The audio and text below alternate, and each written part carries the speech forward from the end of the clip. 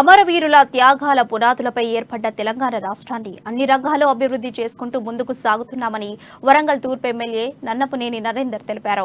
వరంగల్లోని ఉర్సుగుట్టలో నిర్వహించిన విద్యుత్ ప్రగతి ఉత్సవాల్లో ఆయన ముఖ్య అతిథిగా హాజరయ్యారు.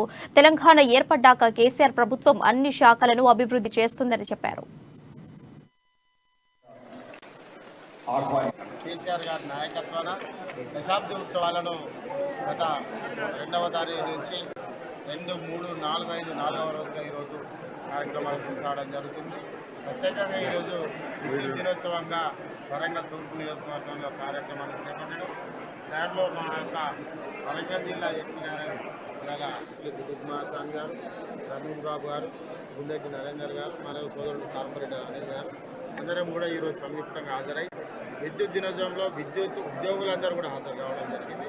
అదేవిధంగా విద్యుత్ ద్వారా తెలంగాణ రాష్ట్ర ప్రభుత్వం ద్వారా లబ్ధి పొందినటువంటి 200 యూనిట్లు లబ్ధి పొందిన మా రజకన్నలు, అదేవిధంగా 200 యూనిట్లు లబ్ధి పొందినటువంటి మా నాయి బ్రాహ్మణులు, అదేవిధంగా 130 యూనిట్లు లబ్ధి పొందిన